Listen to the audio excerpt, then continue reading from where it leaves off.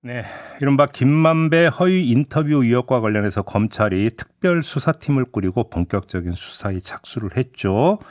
이런 상황에서 이 인터뷰를 내보냈던 뉴스타파는 어제 오후에 인터뷰 녹음 파일 원본을 공개를 했습니다. 자, 이걸 어떻게 보고 있는지 궁금해서요. 국민의힘의 김병민 최고위원 전화로 연결하도록 하겠습니다. 나와 계시죠? 예, 안녕하세요. 네, 반갑습니다. 안녕하세요. 자, 어제 그 김기현 대표가 예, 사형에 처할 만큼의 국가 반역죄다. 이렇게 예. 지금 이야기를 했던데 이게 적정 수준의 적정 수위의 발언이라고 볼 수 있을까요? 어떻게 평가하십니까?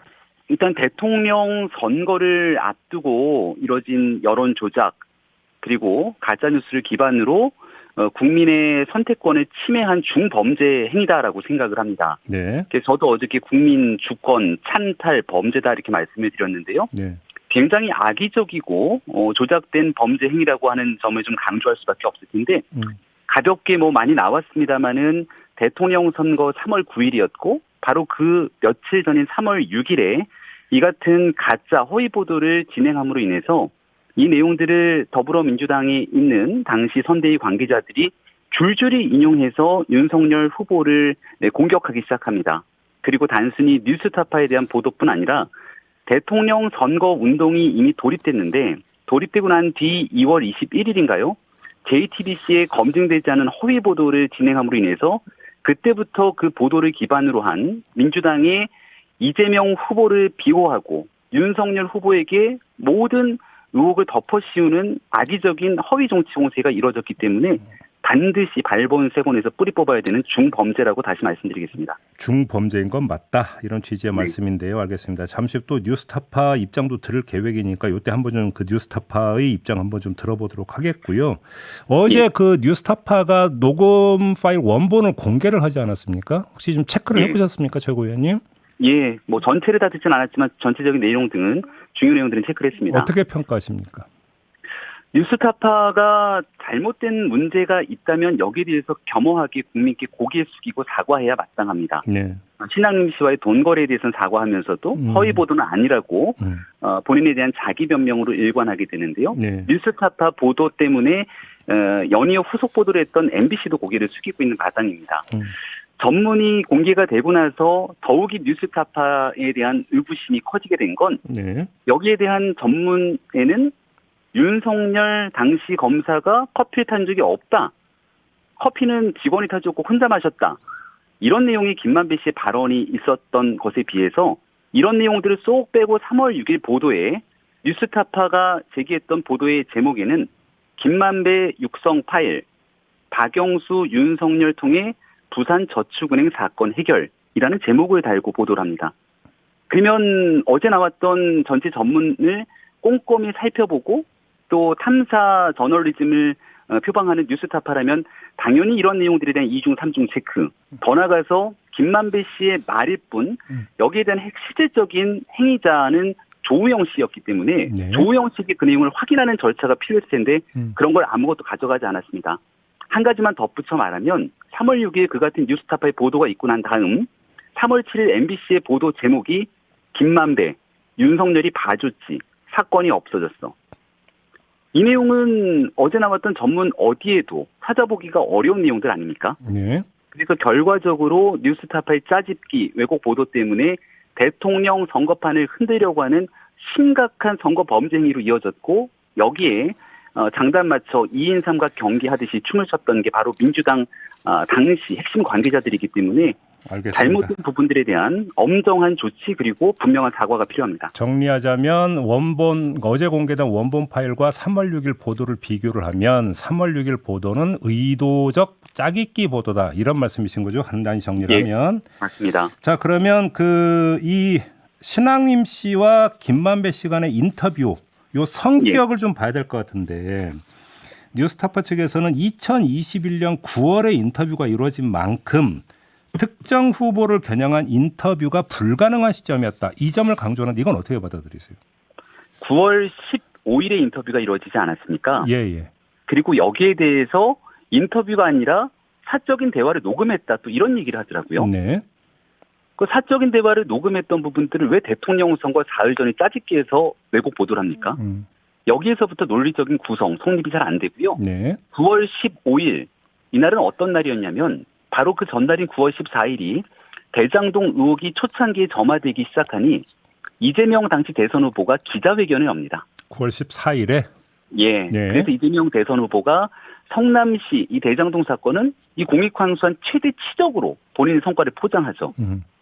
그리고 이 김만배 씨가 신앙림 씨를 만나갖고 또 사적 대화든 인터뷰 등에서 나눴던 많은 얘기들은 이재명 대통령 후보에게는 유리한 방면, 그리고 윤석열 대통령 후보에게는 매우 불리한 가짜뉴스 거짓을 쏟아내고 있기 때문에 이 사람이 단순하게 이 지금 대장동 사건에 연루돼 있는 핵심적인 범죄자라고 이게 이전에 대한민국의 중요한 역할을 했던 언론인 아닙니까? 네.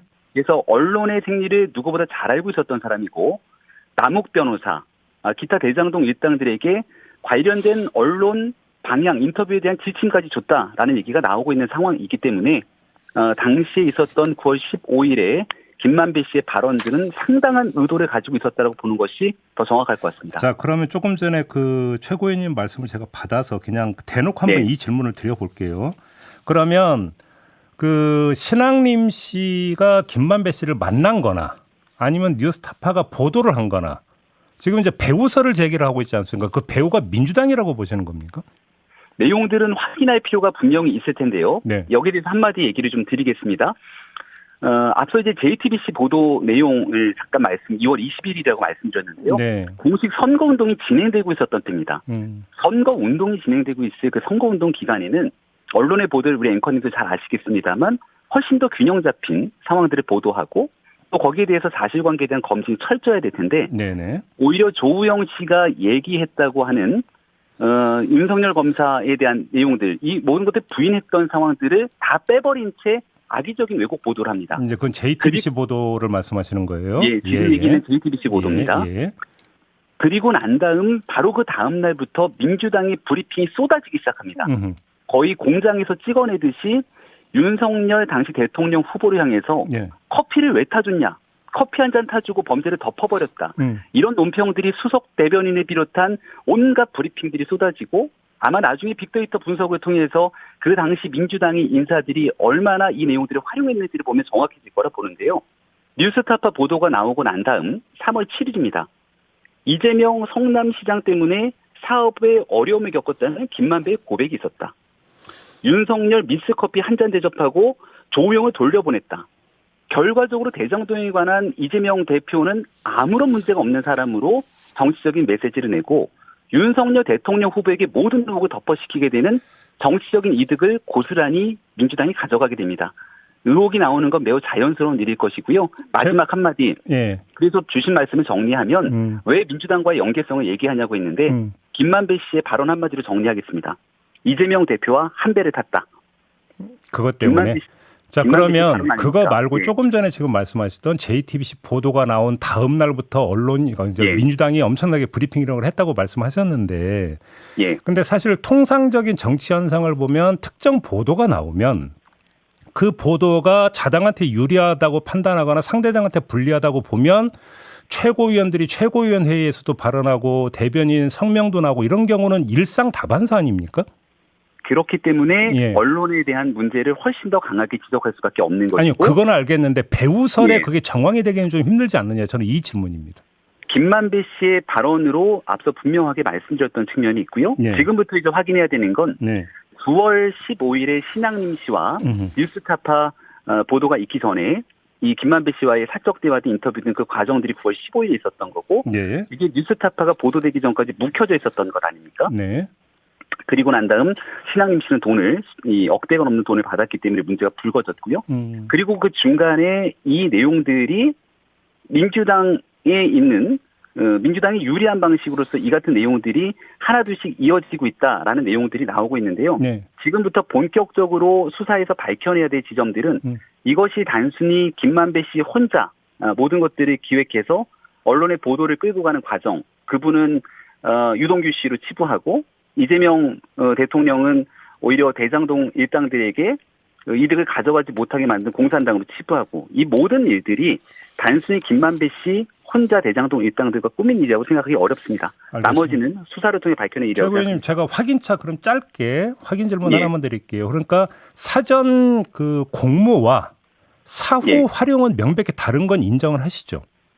사전 공모와 사후 활용은 다를 수 있을 텐데요. 제가 예. 말씀드리는 것은 9월 15일 이 인터뷰가 있었다는 걸 우린 나중에 알지 않았습니까? 3월 6일에. 그렇죠. 그렇죠. 그리고 가장 최초로 언론을 통해서 알 수 있었던 건 2월 21일 말씀드렸던 JTBC 보도 이후로 그 네. 내용들을 알 수 있어야 되는데 아주 만약 2월 21일 보도가 이루어지기 전에 민주당도 그 같은 내용들을 확인하고 여기에 대해서 이 김만배 씨 대장동 일당들이 주장하는 바와 결을 같이 했다면 여기에 대해서는 단순한 사후 활용이 아니라는 점들이 분명해질 수 있기 때문에 네. 수사를 통해서 그 사건의 배후 진실이 어떻게 밝혀지는지를 보면 될 것 같습니다. 알겠습니다. 지금 시간이 얼마 안 남았는데 지금 여기서 비롯된 문제 한 가지 좀 여쭤볼게요. 그러니까 장제원 의원이 뭐 폐간을 거론을 했었고 이동관 방통위원장이 원 스트라이크 아웃을 거론을 하지 않았습니까? 그리고 예. 나서 방통위 안에 가짜뉴스 근절 TF가 꾸려졌고 보도에 따르면 통합심의법 입법을 지금 그 추진한다는 보도가 나왔습니다. 혹시 집권여당의 최고위원이시니까 당하고 좀 공유한 내용이 있는 겁니까? 이 문제와 관련해서? 일단은 당에서는 그 윤두현 의원을 비롯한 당내 소속 구성원들이 있기 때문에 네. 여기에서 관련된 대응 등에 대한 논의들을 뭐 디테일하게까지 말씀드리긴 어렵습니다만 네. 대한민국 국기문란, 그러니까 앞서 설명드렸던 이 국민 주권에 찬탈한 심각한 범죄 행위라는 데 인식을 같이 하고 네. 이 문제에 대한 분명한 대응들을 가져가겠다는 뜻은 명확합니다. 그리고 일각에서 제기하고 있는 언론을 탄압한다 뭐 이런 얘기들을 하게 되는데 네. 이게 언론 탄압 행위라면 MBC에서 어제 저녁 보도를 통해 고개를 숙였겠으며 JTBC도 마찬가지고 관련된 내용들에 대한 분명한 사과와 또 자체적인 진상 조사를 하겠다고 국민 앞에 천명하고 있지 않습니까? 네. 잘못된 일이 있다면 응당 거기에 대한 법적, 정치적, 도의적 책임을 져야 되는 건 이거는 언론 영역뿐 아니라 어느 집단과 영역이라도 마찬가지라고 생각합니다. 알겠습니다. 특히나 마지막 한마디만 드리겠습니다. 네, 이게 지난 대통령 선거에 정말 심각한 유권자의 판단, 오류로 이어질 수 있었던 범죄 행위만큼 이 부분을 바로잡지 않고 슬그머니 넘어가게 된다면 앞으로 총선 그리고 추가적인 선거를 앞두고 같은 범죄 행위들이 재발될 수 있는 가능성이 높기 때문에 네. 확실한 조치들이 필요하다고 생각합니다. 알겠습니다. 하나만 짧게. 그러니까 지금 예. 두 차례인가 언급을 하셔서 어제 MBC 뉴스데스크에서 잠깐 나간 걸 MBC의 공식 사과로 지금 그 이해를 하시는 겁니까? 최고위원님? MBC의 공식 사과가 아닌가요? 아니, 여쭤보는 오히려 겁니다. 예. MBC가 문제가 있었던 점들이 인정하고 있는데요. 네. 네, MBC가 문제가 없었다면 문제가 있다고 그런 내용들을 이야기하지 않았겠죠. 하지만 그 정도의 멘트로 끝날 일이 아니라고 다시 한번 말씀드립니다. 또 그 정도의 멘트로 끝날 건 아니다. 네. 알겠습니다. 자, 말씀 여기까지 드릴게요. 고맙습니다. 네. 네, 김병민 국민의힘 최고위원이었습니다.